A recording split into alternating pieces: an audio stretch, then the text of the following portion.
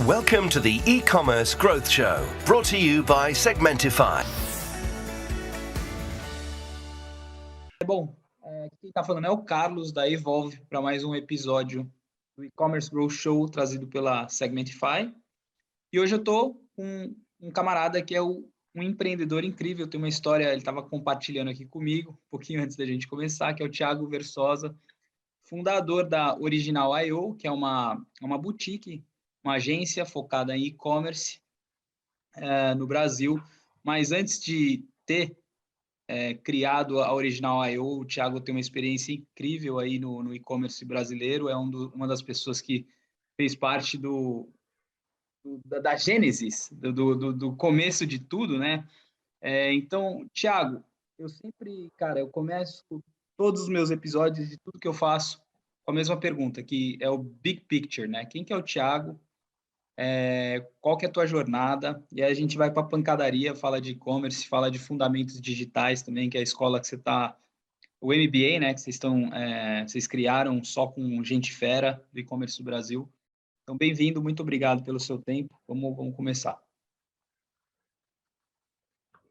Carlos, primeiramente, cara, te agradecer aí pelo espaço, sempre um prazer imenso conseguir compartilhar conteúdo e falar um pouco da história e, enfim, falar um pouco do aprendizado aí ao longo dessa jornada do e-commerce. Bom, quem é o Thiago, né, cara? Mais um empreendedor inquieto nesse Brasilzão, e eu me diria com um cara sortudo que conseguiu ingressar no mercado novo aqui no Brasil, né? E eu estou nesse mercado desde a virada dos anos 2000 e tive a oportunidade e sorte ao mesmo tempo de estar em grandes projetos, em estar com a nata efetivamente aí de pessoas no Brasil que desenvolvem varejo e a indústria no meio digital. Eu sou um cara aí com um viés acadêmico de formação muito orientado a marketing e experiência do consumidor. Então, eu sou um profissional aí de formação acadêmica multidisciplinar já, né? Um cara com graduação em ciências e tecnologias de internet, depois com pós-graduação em marketing, depois com extensão em gestão de software e tudo mais. Então, eu, como profissional ali, já tenho um viés ali acadêmico já bem multidisciplinar. E ao longo da minha carreira profissional, né, eu tive a oportunidade, como eu falei, de estar em grandes negócios, amadurecendo esse meu lado aí empreendedor, esse meu lado acadêmico. E há 11 anos atrás, eu fundei a Original.io, que é a empresa aí que eu sou um dos cofundadores e CEO.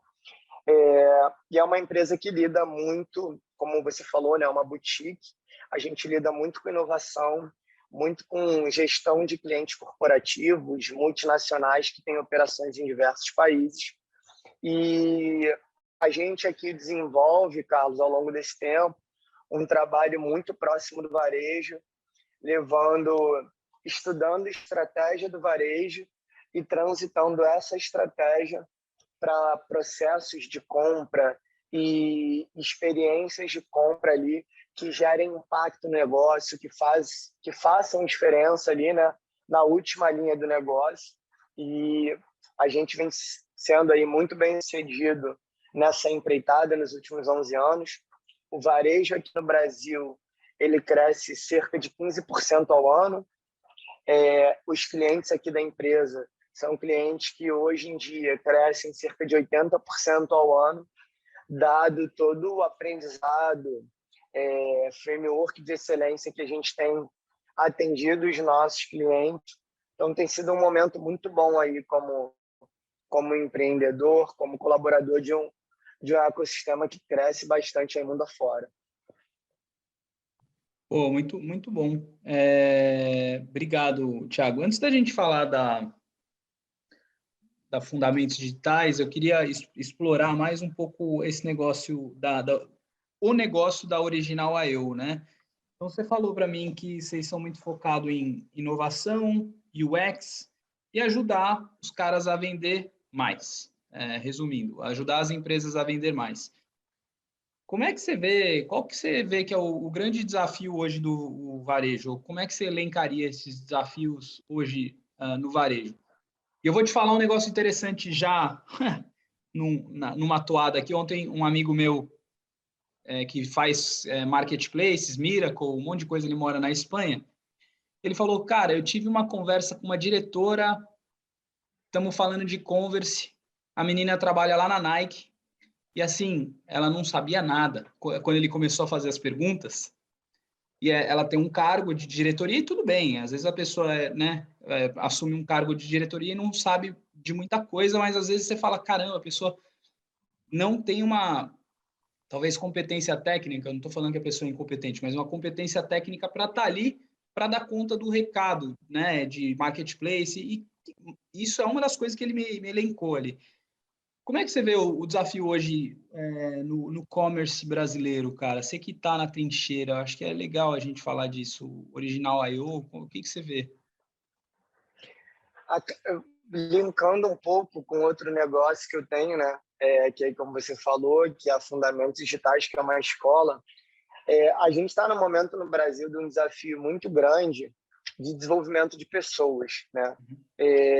Falta profissional de tecnologia no mundo inteiro, No e não mundo, só cara. de tecnologia. Falta profissional de tecnologia, falta profissional de UX, falta profissional de Agile, falta profissional. E aí, assim, na real, não é que faltam pessoas. As pessoas precisam fazer um upgrade mesmo, no comportamento, na forma de desenvolver o negócio, na forma de colaborar, que a gente ainda vive predominantemente com um mindset de pessoas ainda que estão antes dos anos 2000. Uhum.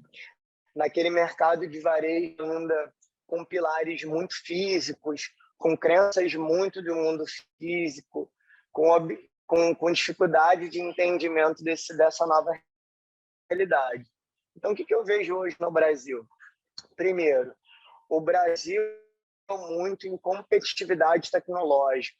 Se a gente for falar de 10, 15 anos atrás, o Brasil não tinha disponibilidade tecnológica. As tecnologias eram muito internacionais, né? Vinda dos Estados Unidos, da Europa e de outros países. Hoje, essa realidade mudou muito, então a competitividade ela aumentou, e com esse aumento de competitividade, exigiu das empresas aqui no Brasil também mais maturidade, mais senioridade, é um momento novo, né? E é um momento que não tem espaço muito para amadores.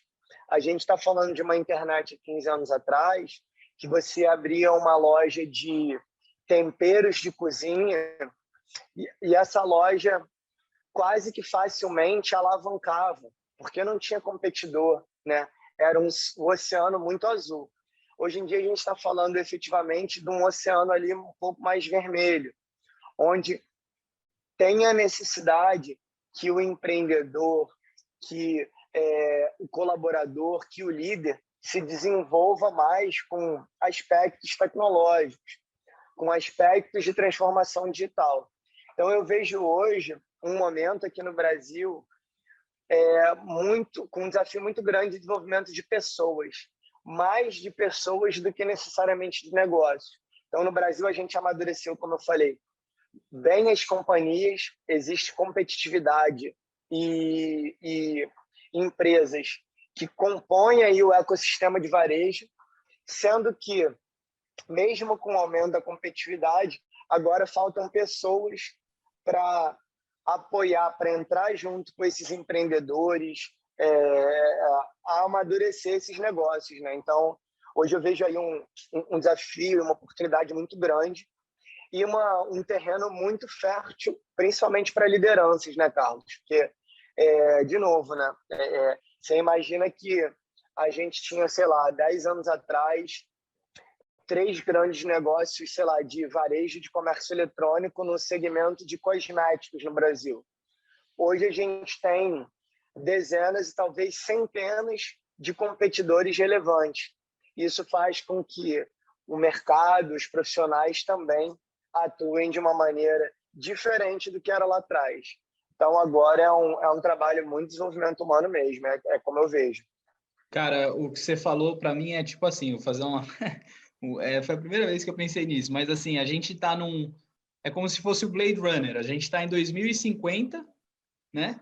Com profissionais que estão agora, que é a geração Z, que está começando a sair da fraude, manja, não, e os caras vêm bem, vem digital, já vem, mas tem uma série de competências, acho que humanológicas ali que o cara não tem, que ele precisa amadurecer e também de dar o upgrade, e esse profissional que já é mais sênior também, parar de pensar como talvez um dinossauro ali, né? Então, cara, é muito louco o que você falou assim para mim, é muito legal isso. E como é que você vê aí, Thiago, dentro explorando assim de oportunidade? Porque, por exemplo, um dos caras que eu falei nesses podcasts é o Jonas Ferreira, né? O da Lojas Avenida. E a Lojas Avenida é legal a sacada lá, porque eu não sei, ele é cliente de vocês? Eu não sei. Não, mas eu conheço É, de mercado. e assim, eles têm uma estratégia interessante que é de interior, né? Então, cidades de 100, 200, 300 mil habitantes, os caras vão lá, dominam, e é aquele negócio que vai pelas beiradas. Eu quero entender com você a oportunidade do varejo hoje. Como é que você vê isso no Brasil, cara? Existe muita oportunidade? Você fala muito de DNVB, né? Você fez um episódio, acho que com o Donato, né? De Exato. nascer digitalmente, direto para o consumidor. Como é que você vê isso? A oportunidade do digital hoje no Brasil e do Brasil para o mundo? Comenta um pouco isso, velho. Bom, eu tenho duas perspectivas disso, né? A primeira perspectiva dos negócios, como você falou, que são nativamente digitais, que nascem no digital, e a gente tem outros negócios que têm uma força física muito grande, e o digital é um motor ali de escala, digamos assim. Eu vejo uma oportunidade no Brasil muito grande, Carlos, principalmente de desenvolvimento de negócios que estão no interior, que não fazem parte dos grandes centros urbanos, né? A gente tem no Brasil uma capilaridade de players gigantesca, né? E marcas que têm a necessidade, sim, de serem mais digitalizadas. Então, hoje eu lido com negócios que faturam 50, 100, 300, 500 milhões ano e não tem um canal digital maduro, que não tem uma estratégia omnichannel, que não tem o cliente como centro das decisões do negócio, que não consegue ali trazer um pool de oferta de serviço adequado para esse novo cliente, para esse novo momento. Então, você tem um desafio de negócios que não eram digitais, que é efetivamente de treinar o seu time, de desenvolver o seu time para essa nova realidade. Então, a indústria no Brasil hoje perde muito dinheiro. Pô, Thiago, me dá um exemplo do que é perder muito dinheiro. Então, por exemplo, você citou aqui a Lojas Avenida. A Lojas Avenida é um business, como você falou, que ele vai indo nas pequenas cidades e se torna um player muito relevante naquele local. Nada impede das Lojas Avenidas ter uma puta estratégia digital, como se conectar a marketplaces que tenham a ver com o segmento, como expandir ali o seu leque de atendimento e fazer da sua loja física um ponto de entrega do seu e-commerce e estender determinadas regiões e por aí vai.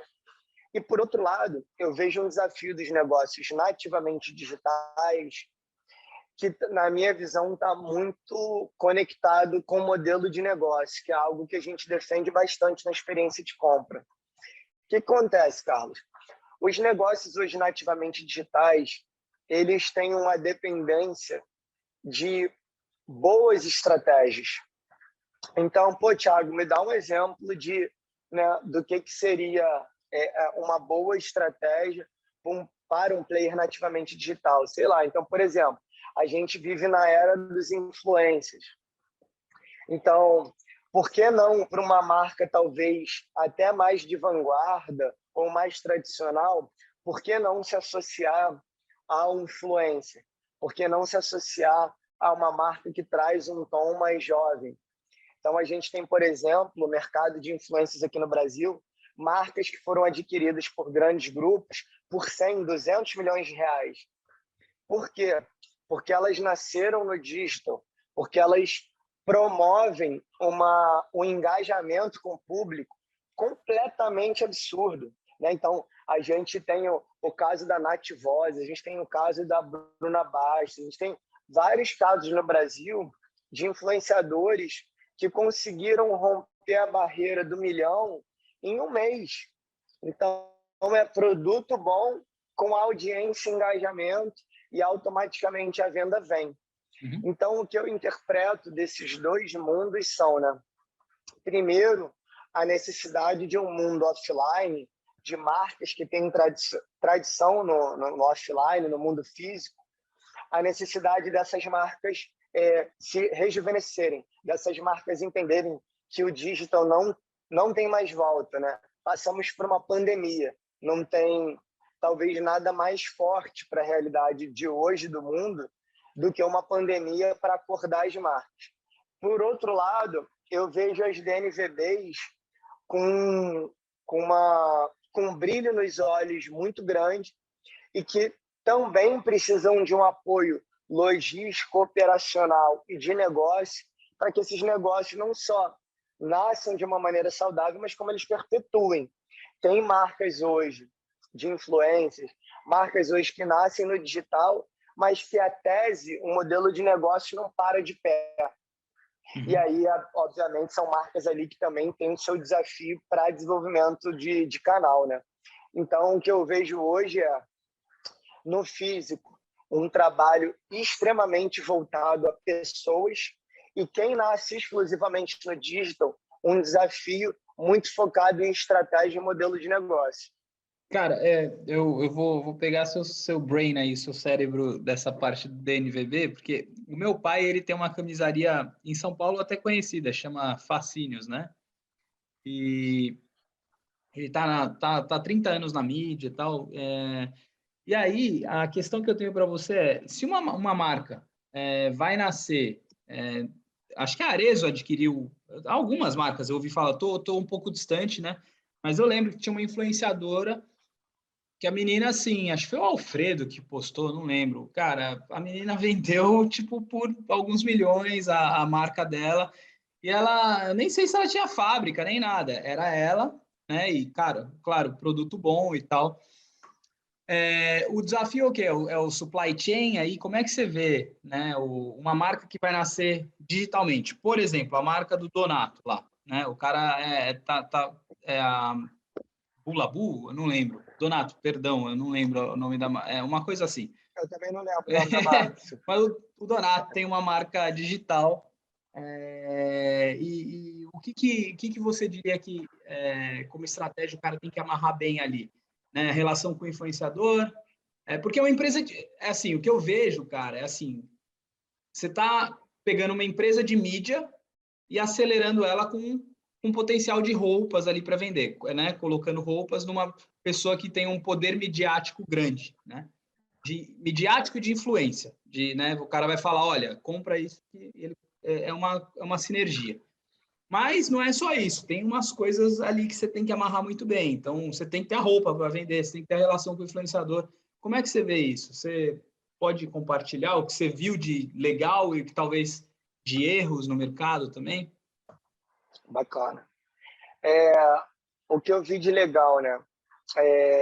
Primeiro, uma ambição de empreendedores de entender esse novo mercado e propor produtos que tenham uma conversa melhor com o consumidor. Então, um exemplo na prática. Tem uma influenciadora que palestrou num evento junto com a gente, promovido pelo Original, que chama Bruna Bastos. O que ela fez? Ela trouxe uma linha de maquiagem com mais de 50 tipos de tom de pele.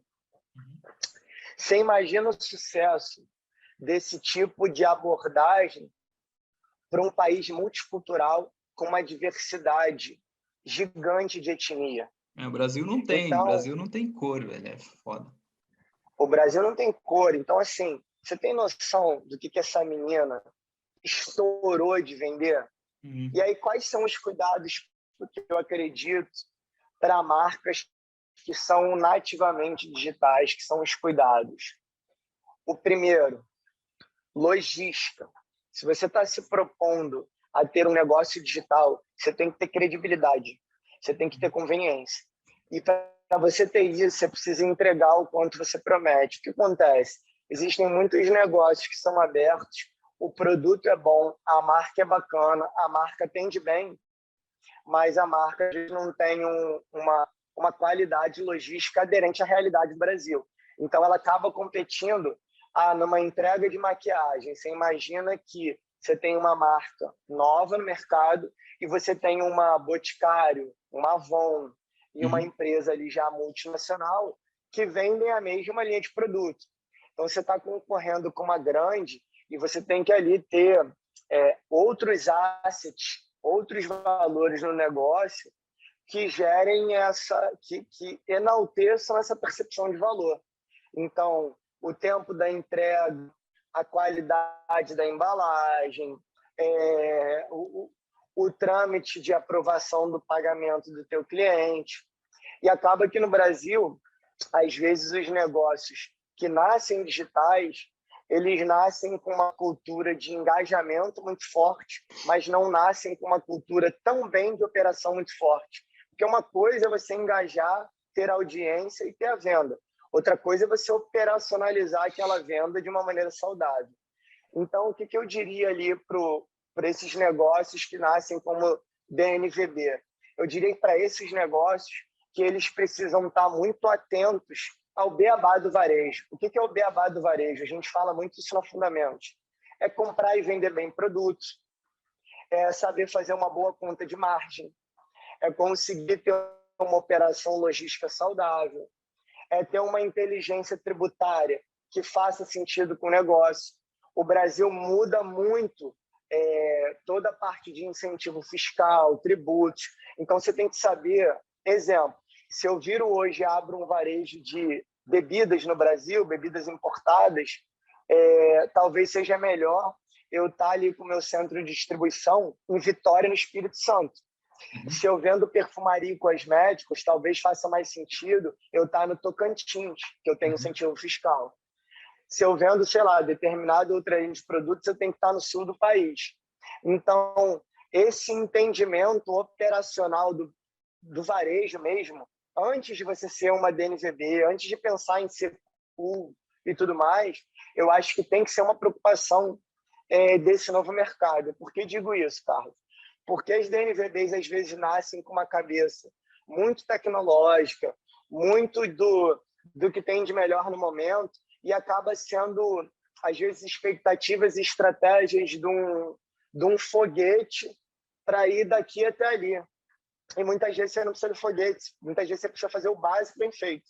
Né? Então, eu acho que esse é um viés hoje das marcas digitais que pecam, né? Ou seja, são empreendedores que entendem muito de engajar e de vender, mas acabam pecando muito no como operacionalizar. E lembrando que hoje no nosso mercado digital, operacionalizar e o pós-venda muitas vezes tem mais valor do que a primeira venda.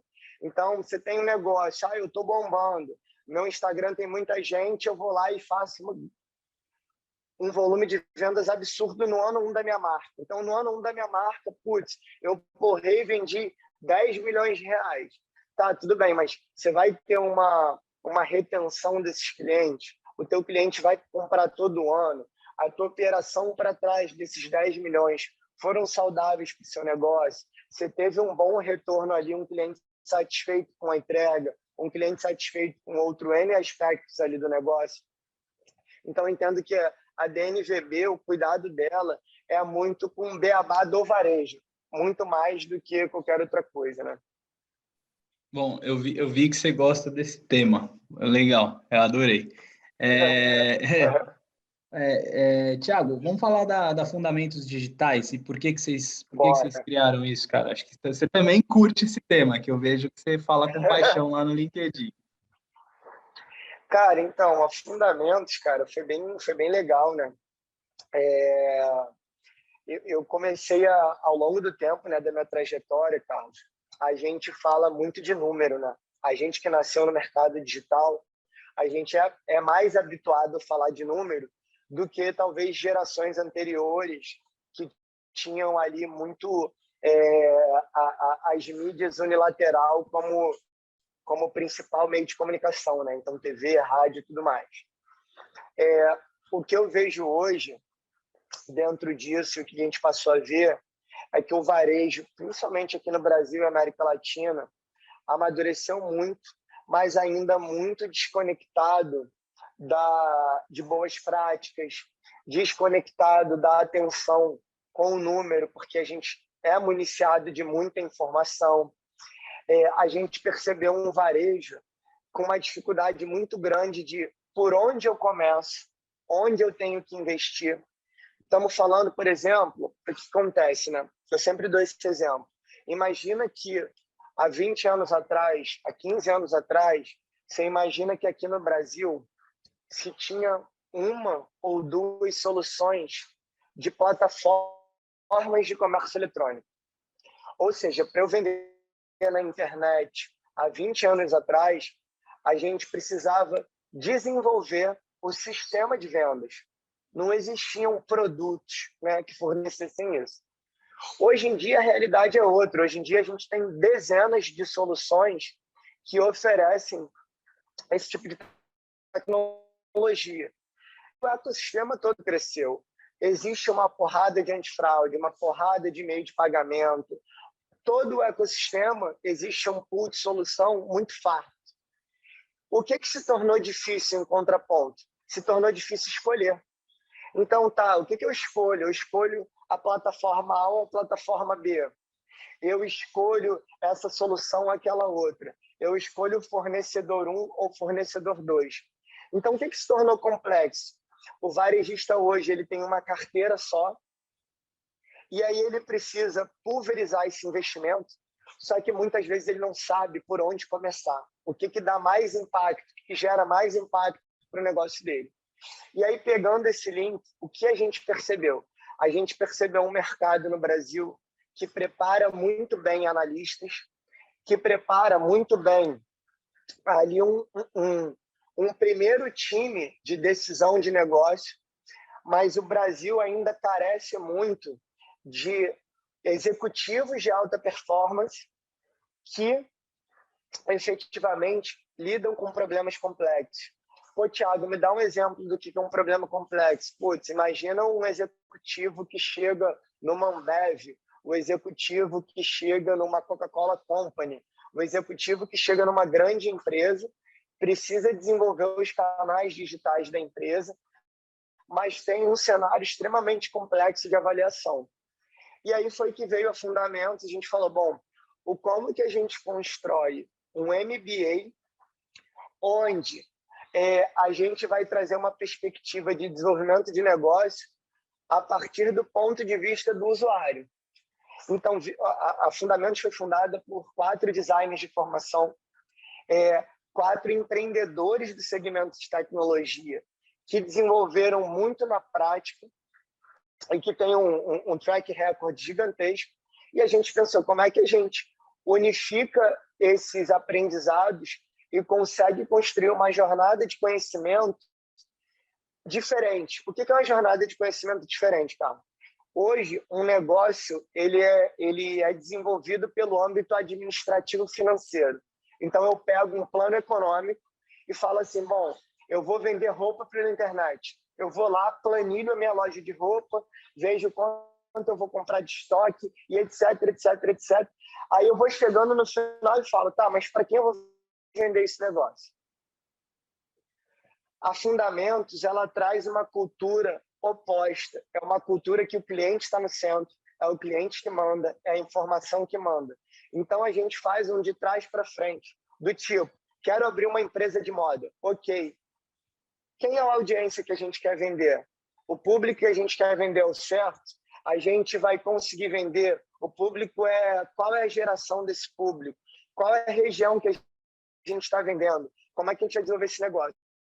Então, acaba que a gente conseguiu desenvolver uma linha de ensino que ela ensina a empresas a construírem negócios a partir da perspectiva do usuário e não a partir do financeiro, que era como era construído antigamente. Então, eu quero ver uma operação, então eu vou lá, faço conta, planilho, vejo quanto eu tenho de estoque, quanto eu tenho de logística e tudo mais. Ótimo. Às vezes o modelo de negócio falha. Às vezes a audiência falha. Às vezes a tua estratégia de produto é falha. E quando a gente muda a perspectiva, a gente às vezes consegue se colocar no lugar do usuário, se colocar no lugar do cliente e construir conexões mais fortes, que são as conexões hoje que são exploradas lá pelos influenciadores, que o cara às vezes fala um monte de groselha na rede social, só que ele tem audiência, ele tem o público, e se ele anunciar talvez um produto que seja meia boca, ele vai vender, porque ele tem audiência ali que está engajado e o que ele fala vira verdade.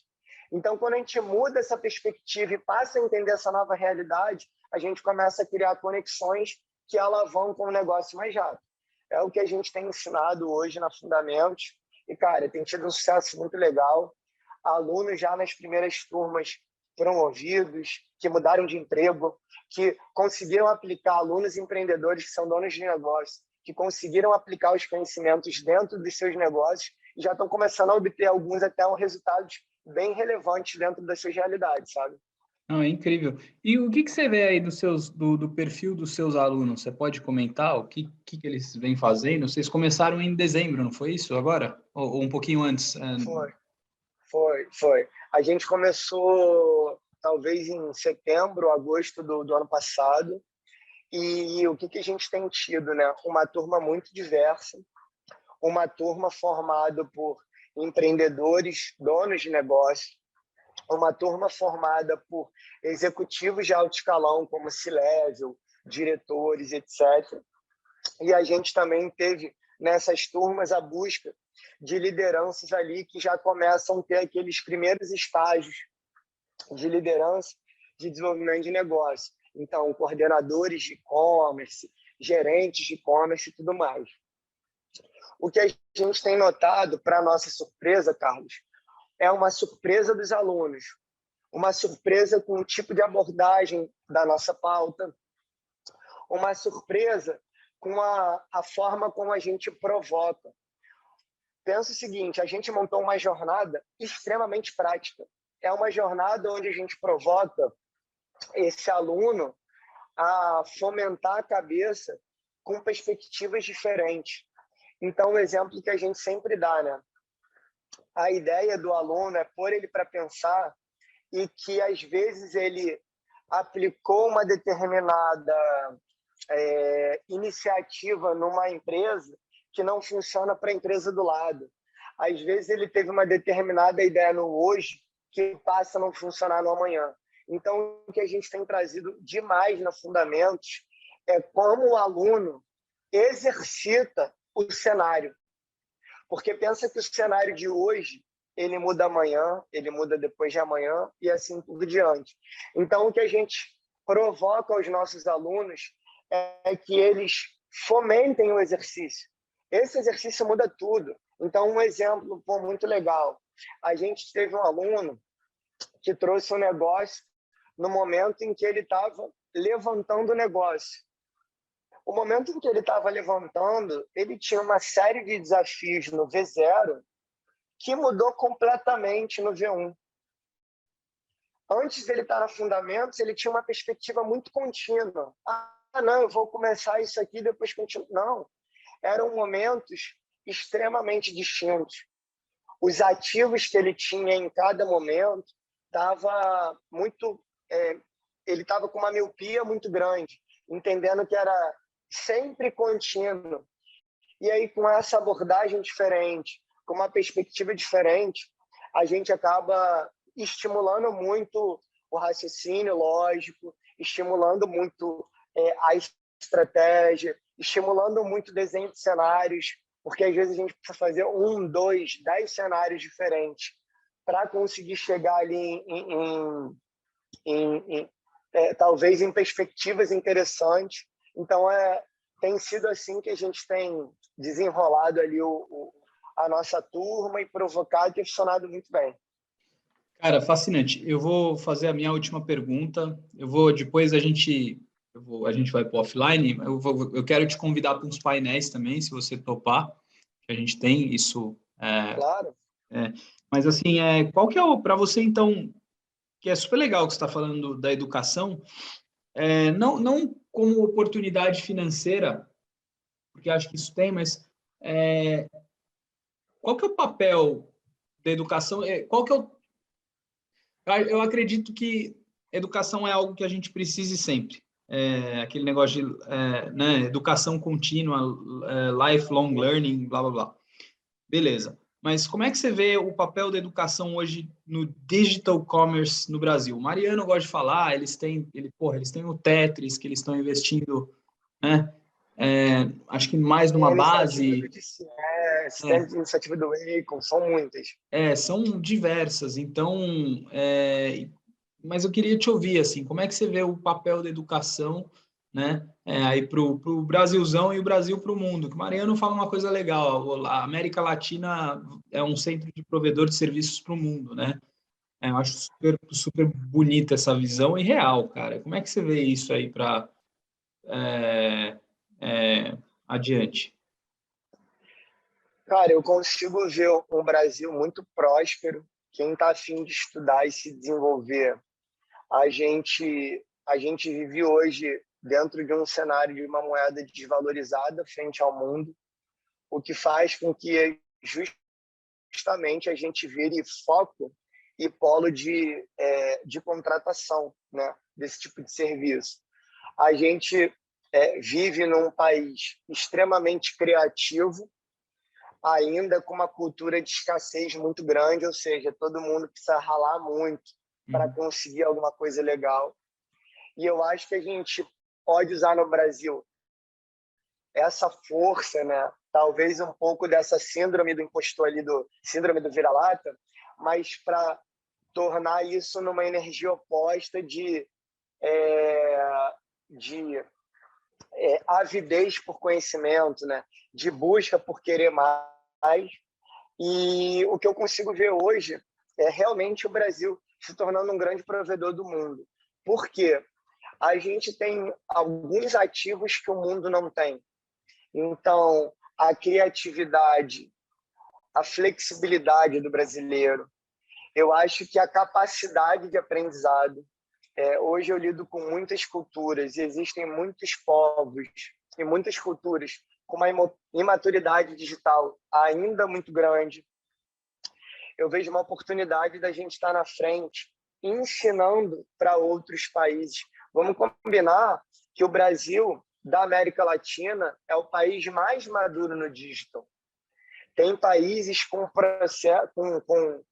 dores muito grandes, assim, em meio de pagamento, em coisas que para o comércio eletrônico são básicas. Então, eu consigo ver o brasileiro ali como um grande evangelista global, como um tipo de profissional que consegue aliar técnica e criatividade de uma maneira um pouco particular. E eu acredito que a gente precisa acreditar mais no nosso Estado. O brasileiro precisa confiar mais em si, sabe? E eu acho que essa confiança, Carlos, ela vem do conhecimento. O conhecimento encoraja, né? Então, a gente pega hoje ali estatística global, né? O Brasil é um dos países ali com menor índice estatístico de doutores, de mestres, e etc, etc, etc.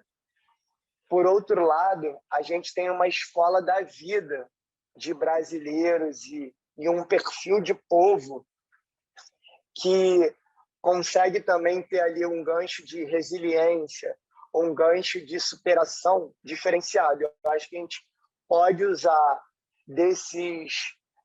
talvez dessas fraquezas como pode usar dessas fraquezas como energia ali para correr atrás de ensino, cara. Eu acredito que, na verdade, eu acredito não, né? O ensino muda, né? O ensino encoraja, o ensino efetivamente traz um alicerce ali para decisões e para postura mais forte. E eu acho que a gente tem tudo aí, é um mercado muito abrangente, onde a competitividade global se tornou um ativo muito grande, né? Há anos atrás, o brasileiro pensava em trabalhar no Brasil.